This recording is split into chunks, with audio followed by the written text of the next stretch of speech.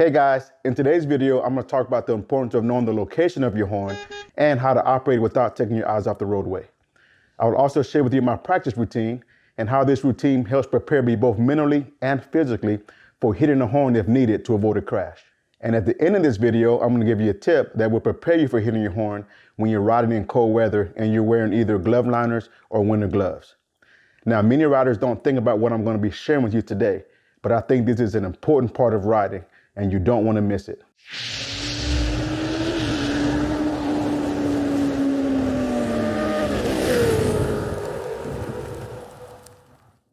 Hey guys, it's Paul the Motor Guy, and welcome to my Prorider Central Texas YouTube channel.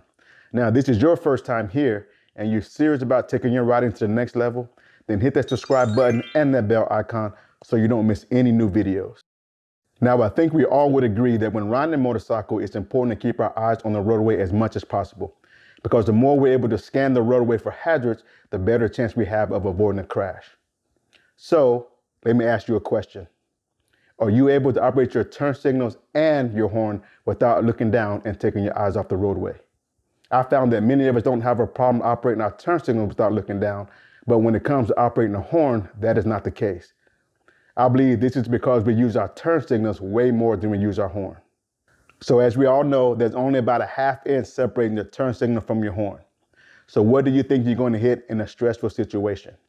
That's right, your turn signal. So one of the things I do in my classes is I have all the riders sit on their motorcycles as if they're riding down the roadway. And then I tell them to hit their horn. 9 out of 10, if not 10 out of 10 of the riders have to look down to find their horn before hitting it.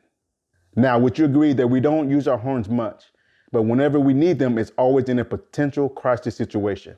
Either a car is drifting into our lanes or getting ready to turn out in front of us. But no matter what the situation is, you being able to locate your horn and operate it could be crucial in preventing a crash. And now I'm going to talk to you about my practice routine and share with you what I do to prepare myself for that critical moment when a horn is needed. So at work, we work 4 days a week and we have assigned motorcycles, so we get to take them home. So 2 out of those 4 days, what I do is I run scenarios in my head on my way to work. So I'm riding down the road. This car is drifting into my lane. There's my horn. This car is turning out in front of me. There's my horn. I do this at least 10 times twice a week.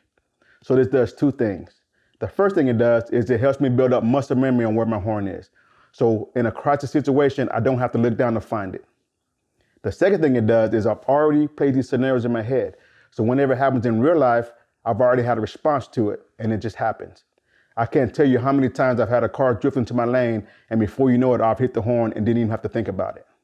Now I'm from Texas, so the weather could be colder in the morning, and then temperature could get warmer as the day goes on.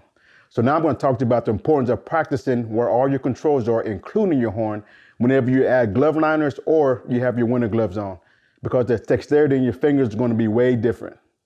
So in the morning, if it's cold and I have my winter gloves on or my glove liners, the first thing I do is practice where all my controls are, including my horn. And I do that for about 15 to 20 times until I'm comfortable with it.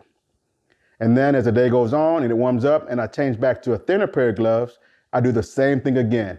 The first thing I do is I'll practice where my horn is and all my controls. Now this is very important because when we need our horn in that time of crisis, that split second it takes you to look down and find it could mean the difference between crash and no crash. And now let's talk about covering your horn. Whenever I get invited to speak at a motorcycle club, I always get asked if I cover my horn. And the answer is yes. I cover my horn about 6 to 7 times a day. Whenever I feel uneasy about any situation, I cover my horn. So why is this? 2 reasons. Number 1, it takes out the variable of me missing it when I need it in a crucial situation. And 2, the split second I save by having my thumb already on the horn could mean the difference between crash and no crash. So whenever you feel uneasy, cover your horn. Now again, I want to thank you for watching. And if you found this video helpful, be sure to like it and share it.